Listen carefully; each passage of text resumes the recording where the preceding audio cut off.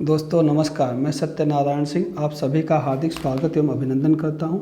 आज मैं आपके समक्ष हिंदी का बेहद ही महत्वपूर्ण टॉपिक समास लेके प्रस्तुत हुआ हूं।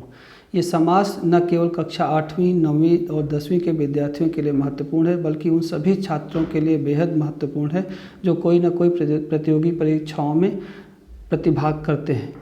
प्रतियोगी परीक्षाओं में समास 2 अंक से लेकर के 10 अंक तक पूछा जाता है। तो आइए शुरू करते हैं समास। अगर आपको ये वीडियो अच्छा लगे तो उन छात्रों को ज़रूर शेयर करें जो कि किसी न किसी रूप में प्रतियोगी परीक्षाएं देते हैं या कक्षा 8वीं से लेकर 10वीं तक के छात्र हैं।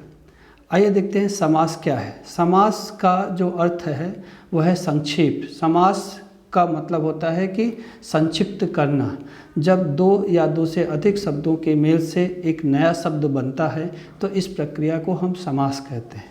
2 या 2 से अधिक शब्दों के मेल से एक नए शब्द बनने की प्रक्रिया को समास कहते हैं। ध्यान दीजिए कि समास क्या है, एक प्रोसेस है जिसमें क्या होता है कि 2 शब्द या 2 से ज़्यादा शब्द मिलकर के एक नया शब्द बनते हैं और इस विधि से एक जो नया शब्द बनता है उसे हम कहते हैं समस्त पद। चूँकि 2 पद बनते हैं 2 पद मिलकर के एक नया पद बनता है, तो जो 2 पद होते हैं, पहले पद को पूर्व पद और दूसरे पद को हम उत्तर पद कहते हैं, और जो नया पद बनता है उसे हम कह सकते हैं कि ये समस्त पद है। और जैसे हम देखें कि 2 शब्द है, एक नीला और कमल, तो नीला है जो कमल, इससे मिलकर एक शब्द बना नील कमल। 4 राहों का समूह, 4 और राहें मिलके बनती हैं चौराहा, और राजा और पुत्र, तो राजा का पुत्र मिलके बनता है राजपुत्र। काठ और पुतली, ये 2 शब्द हैं, मिलके बनते हैं कठपुतली। घोड़े और सवार यानी घोड़े पर सवार, इनसे मिलकर बनता है घुड़सवार। तो आपकी समझ में आ गया होगा कि जब भी 2 या 2 से अधिक शब्द आपस में मिलकर के एक नया शब्द बनाएंगे तो इसे हम क्या कहेंगे, समास कहेंगे। और जो 2 पद होंगे, पहले पद को पूर्व पद और दूसरे पद को उत्तर पद कहेंगे, और जो नया पद बनेगा उसे हम समस्त पद कहते हैं। इसी तरह से समस्त पद को हम अगर अलग अलग करें तो इस क्रिया को समास का विग्रह करना कहते हैं। ध्यान रखना दोस्तों, संधि में क्या होता है कि संधि का विच्छेद होता है, लेकिन समास में क्या होता है, विग्रह होता है। समस्त पद को हम अलग अलग करते हैं, 2 पदों में तोड़ते हैं या 2 से अधिक पदों में उनका विग्रह अलग करते हैं, तो इसे हम क्या कहते हैं, समास का विग्रह करना कहते हैं। जैसे दाल रोटी को हमने तोड़ा तो दाल और रोटी। घनश्याम को अगर हमने तोड़ा, घन की तरह श्याम है जो, तो घनश्याम। तो ये है समास। इसमें देखिए कि समास की जो कंडीशन है वो क्या है कि समास के लिए कम से कम 2 पद होने चाहिए, और इस प्रक्रिया में क्या होता है कि 2 या 2 से अधिक पद मिलकर एक पद बन जाता है। और जब समास बनता है तो समास बनने की प्रक्रिया में जो गौड़ शब्द होते हैं और जो उनके बीच में विभक्तियाँ आती हैं और जो संयोजक पद होते हैं, इन सभी का क्या हो जाता है, लोप हो जाता है। और जब समास बनता है तो अगर कहीं 2 शब्दों के बीच संधि हो सकती है तो ये संधि की प्रक्रिया भी उसी में संपन्न होती है। तो अभी तक हमने आपको समास के बारे में बताया कि समास क्या है। समास का मतलब है संक्षेप करना, संक्षिप्तीकरण समास कहलाता है। 2 या 2 से अधिक पद जब आपस में मिलकर एक नए पद का निर्माण करते हैं तो इस प्रक्रिया को हम समास कहते हैं। जो नया पद बनता है उसे हम समस्त पद कहते हैं। पहले पद को पूर्व पद कहते हैं, दूसरे पद को उत्तर पद कहते हैं, और समस्त पद को अलग अलग करने की प्रक्रिया को हम समास का विग्रह करना कहते हैं। और हमने कुछ कंडीशंस बताई कि समास होने के लिए कम से कम 2 पदों का होना अनिवार्य है, और इस प्रक्रिया में 2 या 2 से अधिक पद मिलकर एक पद बन जाते हैं। और जो गौड़ शब्द हैं बीच में, जैसे विभक्ति आती हैं या संयोजक पद आते हैं, उनका क्या हो जाता है, लोप हो जाता है। और हमने एक अंतिम बात जो बताई कि अगर कहीं पे संधि की संभावना है समास की प्रक्रिया में तो वहाँ पे संधि भी हो जाती है। आगे देखते हैं कि समास के भेद। तो समास के मुख्य 6 भेद होते हैं: अव्ययी भाव समास, तत्पुरुष समास, कर्मधारय समास, द्विगु समास, द्वंद्व समास और बहुब्रीहि समास। कितने भेद होते हैं? समास के 6 भेद होते हैं। अब अगर इनका वर्गीकरण हम पदों की प्रधानता के आधार पे करें तो चूंकि आपने पढ़ा है कि 2 पद होते हैं, पहला पद और दूसरा पद, पूर्व पद और उत्तर पद, और एक जो नया पद बनता है उसे हम समस्त पद कहते हैं। तो जिस समास में पूर्व पद की प्रधानता हो यानी पहले पद की प्रधानता हो उसे हम अव्ययी भाव समास कहते हैं, और जिस समास में दूसरे पद की प्रधानता हो यानी उत्तर पद प्रधान हो तो ऐसे 3 समास हैं, तत्पुरुष समास, कर्मधारय समास और द्विगु समास। और कर्मधारय और द्विगु को हम तत्पुरुष का भी एक भेद कह लेते हैं। और जहाँ पे दोनों पद प्रधान हो, पहला पद और दूसरा पद दोनों पद प्रधान हो, दोनों की प्रमुखता हो, वहाँ द्वंद्व समास है। और जहाँ पे दोनों पद प्रधान न होकर के कोई अन्य पद प्रधान हो तो वहाँ बहुब्रीहि समास होता है। तो ये आपने देखा कि समास के कुल 6 भेद होते हैं, अव्ययी भाव समास, तत्पुरुष, कर्मधारय, द्विगु, द्वंद्व और बहुब्रीहि। और अगर हम पदों की प्रधानता के आधार पर समास की बात करें तो पहला पद प्रधान है तो अव्ययी भाव समास, दूसरा पद प्रधान है तो तत्पुरुष भी हो सकता है, कर्मधारय भी और द्विगु भी, और दोनों पद प्रधान है जहाँ पे वहाँ द्वंद्व समास है, और दोनों पद प्रधान नहीं हैं बल्कि कोई अन्य पद प्रधान है तो वहाँ पे क्या होगा? बहुब्रीहि समास होगा। आगे देखते हैं कि अव्ययी भाव समास पढ़ने के पहले आपको 2 चीज़ें पता होनी चाहिए। पहला क्या है? अव्यय क्या है, दूसरा क्या है? क्रिया विशेषण क्या है। तो अव्यय क्या है? ऐसे शब्द जिनमें लिंग, वचन, पुरुष, काल, कारक आदि के कारण कोई विकार ना हो। विकार माने परिवर्तन, कोई परिवर्तन नहीं हो, यानी वे शब्द जो लिंग के आधार पे बदले नहीं कि स्त्रीलिंग है पुल्लिंग है इसके आधार पे उनमें परिवर्तन ना हो, वचन के आधार पे परिवर्तन ना हो कि एक वचन है कि बहुवचन है इस आधार पे परिवर्तन ना हो, पुरुष के आधार पे कि प्रथम पुरुष है उत्तम पुरुष है ना और अन्य पुरुष है इसके आधार पे परिवर्तन ना हो, और कारक आप जानते हैं कि जो कारक है कारक के आधार पे ये जो विभक्तियां हैं कारक चिन्ह को हम विभक्तियां कह लेते हैं, इनके आधार पे उनमें परिवर्तन ना हो तो हम उसे क्या कहते हैं? अव्यय कहते हैं। अव्यय सदैव अपरिवर्तित रहते हैं, अविकारी रहते हैं, उनमें कोई विकार नहीं होता, कोई परिवर्तन नहीं होता। आप जानते हैं क्रिया विशेषण, संबंध बोधक, समुच्चय बोधक और विस्मयादि बोधक ये अव्यय कहलाते हैं, ये 4 अव्यय कहलाते हैं, जिसमें कि 4 यानी संज्ञा, सर्वनाम, क्रिया और विशेषण ये विकारी हैं, और बाद वाले 4 यानी क्रिया विशेषण, समुच्चय बोधक, संबंध बोधक और विस्मयादि बोधक ये क्या है? अविकारी है। आगे देखते हैं कि जैसे ये शब्द कैसे होते हैं? प्रति, भर, यथा ये ऐसे शब्द हैं जिनमें कि क्या होता है कि लिंग, वचन और कारक और काल यानी समय के आधार पर कोई परिवर्तन नहीं होता है। अब क्रिया विशेषण देखते हैं तो आप जानते हैं कि जो शब्द क्रिया की विशेषता बताएं उन्हें हम क्रिया विशेषण कहते हैं। क्रिया की विशेषता बताने वाले शब्दों को हम क्या कहते हैं? क्रिया विशेषण कहते हैं। जैसे राम धीरे धीरे टहलता है, कैसे टहलता है? धीरे धीरे टहलता है, तो धीरे धीरे क्या है? क्रिया विशेषण है।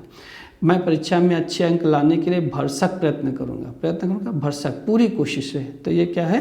क्रिया विशेषण है। आइए हम अव्ययी भाव समास देखते हैं। तो अव्ययी भाव समास क्या है कि जिस समास का पहला पद प्रधान हो यानी पूर्व पद प्रधान हो और साथ में वो अव्यय हो, क्या हो?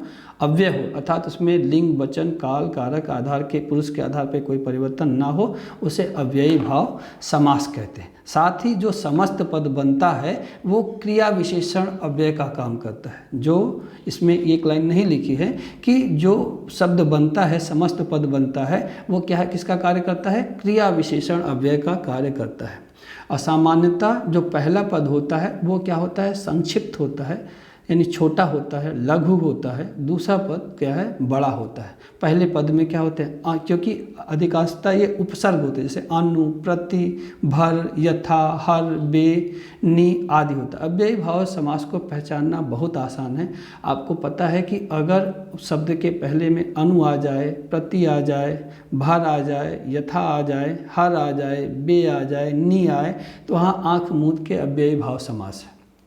जैसे यथा समय, समय के अनुसार यथा आ गया, तो यथा आ गया तो आप कह सकते हैं कि यथा नियम, यथा मत, यथा विधि, यथा शक्ति, यथा क्रम, यानी कुछ भी आपको यथा दिख गया तो वो अव्ययी भाव समास हो गया। प्रतिदिन, प्रतिदिन यानी प्रति आ गया पहले, तो प्रतिदिन, दिन दिन तो क्या है? प्रतिवर्ष है, प्रति माह है, प्रति सप्ताह है, प्रत्येक, प्रत्येक माने प्रतिधन एक, प्रत्येक, प्रत्यक्ष, प्रतिधन अक्ष, तो यहाँ भी प्रति है, प्रतिकूल यानी प्रति शब्द आ गया तो ये क्या हो गया, अव्ययी भाव समास। ये तो आप ये याद कीजिए लाइन की पहले पद अनु होता है, प्रति होता है, भर होता है, यथा होता है, हर होता है, बे होता है, नी होता है। जैसे बे है तो बेखटके, बेख्याल ना, बेमुरव्वत, तो ये जहाँ ये बे आ गया तो वो अब क्या हो गया, अव्ययी भाव समास हो गया। इसी तरह से देखिए आमरण, आ शब्द आ गया पहले तो अमरण तक, आजन्म, आजीवन, आसमुद्र, आ शब्द आ गया तो ये क्या हो गया, अव्ययी भाव समास हो गया। इसी तरह अनु शब्द पहले आ गया, अनुरूप यानी रूप के योग, विग्रह करेंगे क्या होगा, रूप के योग, अनुरूप आ गया, अनुकूल हो गया, भरपेट, भर शब्द आ गया, जैसे पेट भर के तो भरपूर, भरसक ना। अब जैसे नी शब्द आ गया, नी यानी बिना डर के, निडर यानी बिना डर के, नी शब्द निसंदेह, निर्विघ्न, निसंकोच, निर्भय, निधड़क ना, तो ये सब क्या हो गए, अव्ययी भाव समास। इसी तरह से कोई शब्द अगर दो बार आए, रिपीट करे, जैसे गली गली, गांव गांव, घर घर, साफ साफ, घड़ी घड़ी, तो ऐसे आ गए तो ये भी क्या हो गया, अव्ययी भाव समास हो गया। जैसे इसमें पूर्वक, कुछ कुछ शब्दों में ऐसे पीछे पूर्वक लगा, कृपा पूर्वक, ध्यान पूर्वक, श्रद्धा पूर्वक, तो वो भी क्या है, जो है अव्ययी भाव समास। हमने भर बताया, रात भर, दिन भर ना, पर्यंत आ गया, मृत्यु पर्यंत, जीवन पर्यंत, नियमानुसार, एक बारगी, दोबारा, व्यर्थ, ये सारे शब्द क्या हैं, अव्ययी भाव समास है। तो अव्ययी भाव समास बड़ा आसान है कि पहला पद क्या है, अव्यय होगा और वही प्रधान होगा। अब पूरा समस्त पद क्या करेगा, क्रिया विशेषण अव्यय का कार्य करेगा, यानी वाक्य में क्रिया की विशेषता बताने वाला शब्द होगा। और हमने बताया कि बहुत आसान है कि आप याद रखिए कि पहला पद अनु होगा, प्रति होगा, भर होगा, यथा होगा, हर होगा, बे होगा, नी होगा, आ होगा, तो ये सब क्या होंगे, अव्ययी भाव समास होंगे।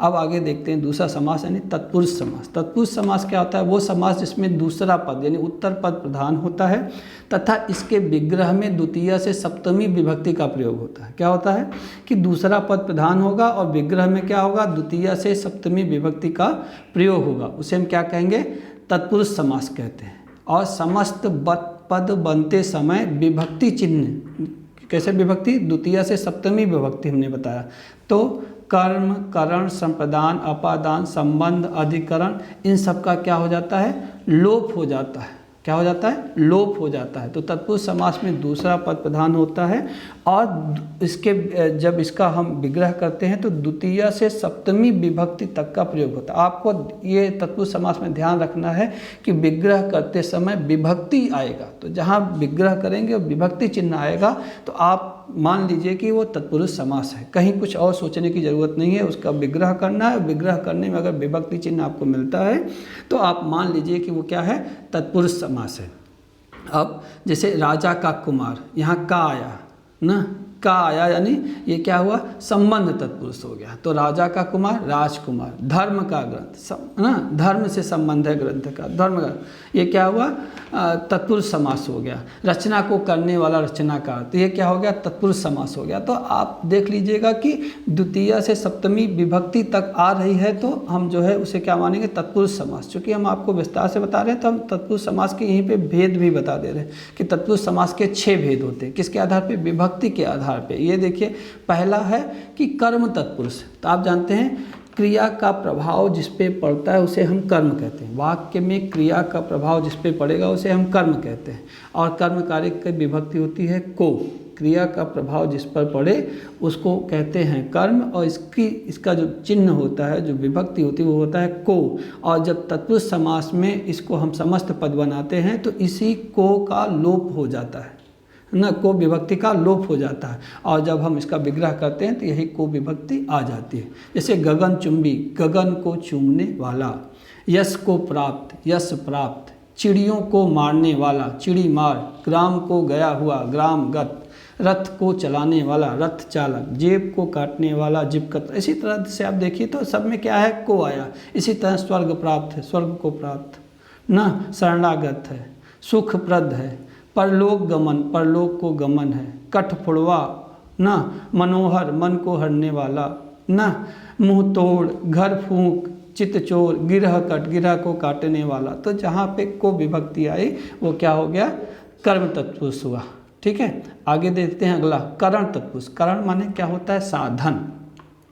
क्रिया के साधन को करण कहते हैं और इसकी विभक्ति होती से के द्वारा, से अथवा के द्वारा। और जब हम इसका विग्रह करते हैं तो यही से और के द्वारा लग जाता है, और जब हम इसे इसका जो है समस्त पद बनाते हैं तो यही से के द्वारा का लोप हो जाता है। देखिए, करुणा से पूर्ण, से आया विभक्ति, भय से आकुल, भयाकुल, रेखा से अंकित, रेखांकित, मन से चाहा, मन चाहा, पद से दलित, पद दलित, सूर द्वारा रचित, सूर रचित ना।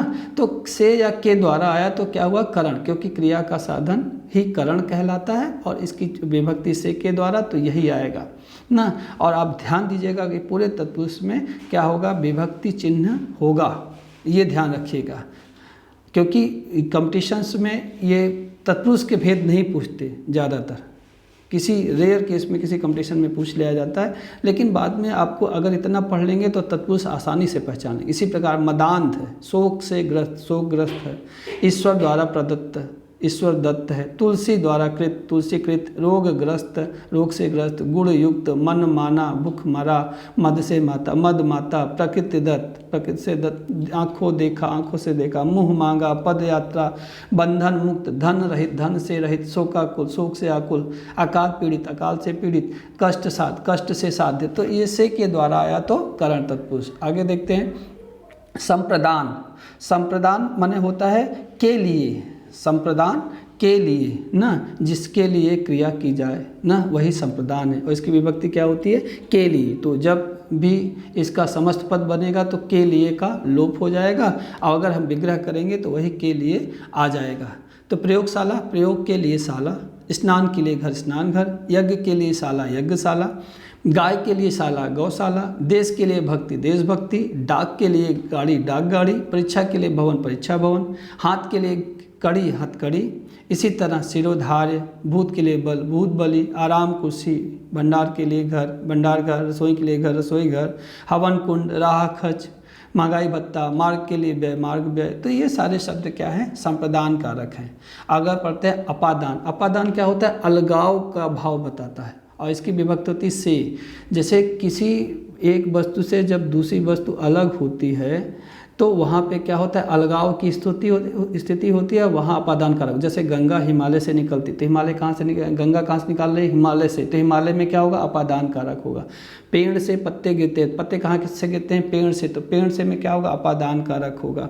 तो इस तरह से आप देखेंगे अलगाव की, विद्यार्थी घर से निकलता है तो घर से में क्या होगा, अपादान कारक होगा। तो कुल मिला के कह सकते हैं कि जहाँ अलगाव की स्थिति हो वहाँ अपादान कारक होता है, और इसकी विभक्ति चिन्ह होता है से। जब हम समस्त पद बनाएंगे तो से का लोप हो जाएगा, विग्रह करेंगे तो से आएगा। जैसे धन से हीन, धनहीन, पथ से भ्रष्ट, पथ भ्रष्ट, पद से च्युत, पद च्युत, देश से निकाला, देश निकाला, ऋण से मुक्त, ऋण मुक्त, गुण से हीन, गुणहीन, पाप से मुक्त, पाप मुक्त, जल से हीन, जलहीन। इसी तरह जाति च्युत, धर्म से विमुख है, धर्म विमुख, जन्मान, जन्म से अंधा है, बहिरागत ना, बाहर से आया हुआ है, भय से भीत, भयभीत बहुत बारी पूछा गया है कि कौन सा समास है, ऋण मुक्त ना, धर्म भ्रष्ट, ये क्या है, अपादान तत्पुरुष है। आगे देखते हैं अधिकरण, अधिकरण क्या होता है, स्थान का जहाँ पे होता है सूचक होता है, अधिकरण कारक होता है, और इसकी विभक्ति होती है में पर, और जब इसका विग्रह होगा तो में पर आ जाएगा, और जब समस्त पद बनेगा तो में पर लुप्त हो जाएगा। देखिए, शोक में मग्न, शोक मग्न, पुरुषों में उत्तम, पुरुषोत्तम, आप पर बीती, आप बीती, गृह में प्रवेश, गृह प्रवेश, लोक में प्रिय, लोकप्रिय, धर्म में वीर, धर्मवीर, कला में श्रेष्ठ, कला श्रेष्ठ, आनंद में मग्न, आनंद मग्न। इसी प्रकार शास्त्र में निपुण, शास्त्र निपुण, शस्त्र में निपुण, शास्त्र निपुण, जल में मग्न, जलमग्न, सिंहासनारूढ़ है, रण कुशल है, रण में कुशल, सभा में पंडित, सभा पंडित है, सर्वोत्तम, सब में उत्तम है, वीर श्रेष्ठ, गृहागत, शरणागत, वन में वास करने वाला, वनवास। तो कहने का मतलब यह है कि जहाँ पे में पर हो वो अधिकरण कारक है। और अगला है संबंध तत्पुरुष ना, संबंध तत्पुरुष माने संबंध बताता है, जिसमें संबंध की विभक्ति होती है का, के, की।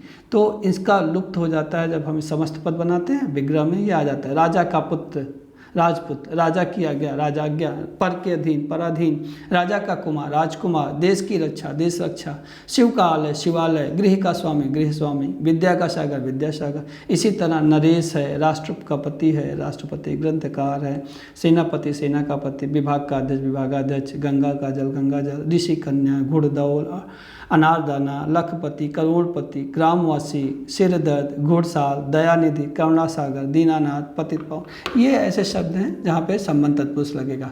तो कुल मिलाकर के आप कह रह सकते हैं कि तत्पुरुष समास के आपने क्या देखा कि जहाँ पे विभक्ति आ जाए उसे हम क्या कहते हैं, तत्पुरुष समास कहते हैं। द्वितीय से सप्तमी तक विभक्ति आएगी।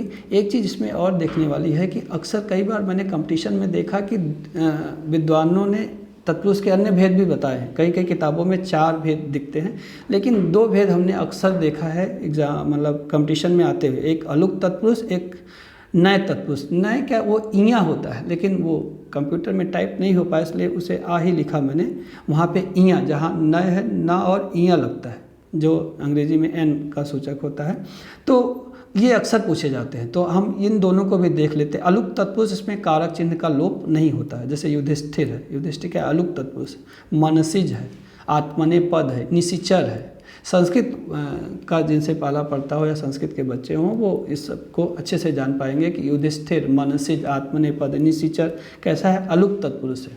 नए तत्पुरुष, इसमें पहला पद नकारात्मक होता है और ना के अर्थ में आ अथवा अन का प्रयोग होता है। छोटा आ अथवा अन का प्रयोग होता है। बड़ा आ लिखा है, छोटा आ अथवा अन का प्रयोग होता है नए तत्पुरुष के। जैसे अनंत, ना अंत, अभाव, ना भाव, असंभव, ना संभव, गैर वाजिब, ना वाजिब।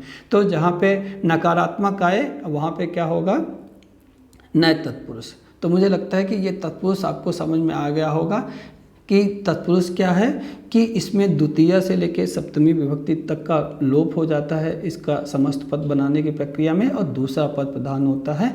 ये है तत्पुरुष समास। इसके 6 भेद होते हैं। ये भेद हमने आपको बता दी। इतने से मुझे लगता है कि आपको कहीं कोई दिक्कत नहीं होगी। आगे देखते हैं।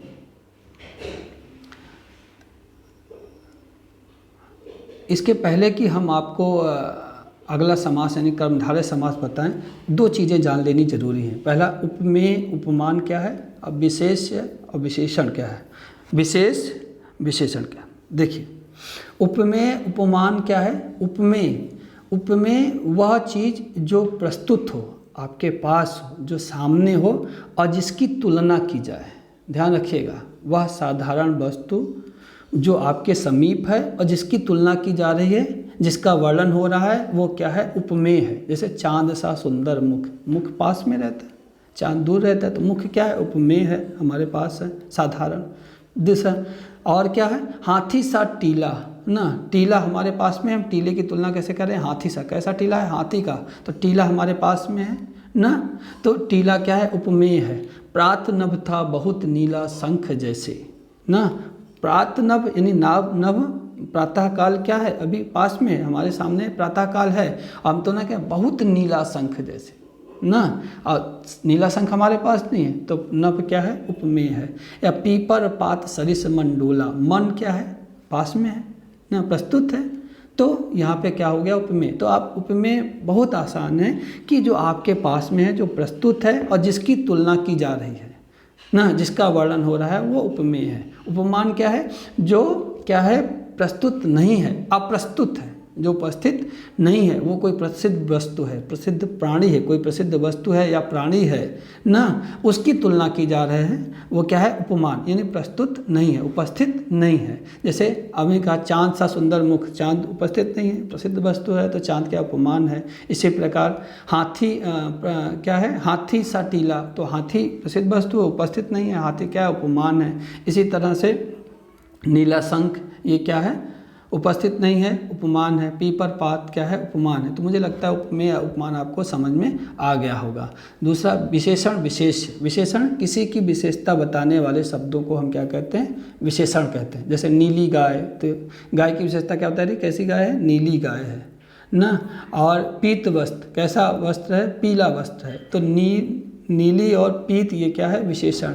विशेष्य क्या है, जिसकी विशेषता बताई जाए, जिसकी विशेषता बताई जाए उसे विशेष्य कहते हैं। जैसे गाय की विशेषता बताई जा रही तो गाय विशेष्य है, और वस्त्र की विशेषता बताई जा रही तो वस्त्र क्या है, विशेष्य है। आगे देखते हैं कर्मधारय समास। जिस समस्त पद में उत्तर पद प्रधान हो, हमने बताया कि द्विगु समास, कर्मधारय समास और तत्पुरुष समास दोनों में दूसरे पद की प्रधानता होती है। तो जिस समस्त पद में उत्तर पद प्रधान हो, लेकिन इसी के आधार पर तो नहीं कह सकते ये कर्मधारय है और ये तत्पुरुष है, लेकिन क्या होगा कि पहले पद और दूसरे पद में उपमेय और उपमान का जो है संबंध हो, और क्या हो, विशेषण विशेष्य का संबंध हो। पहले दूसरे पद में या तो उपमेय उपमान का संबंध होगा या विशेषण विशेष का संबंध है, मतलब दो चीज़ों की तुलना की जाएगी। एक साधारण वस्तु की एक प्रसिद्ध वस्तु से उपमेय उपमान होगा, और दूसरा या तो एक शब्द दूसरे की विशेषता बताएगा, विशेषण विशेष संबंध होगा, वहाँ कर्मधारय समास होगा।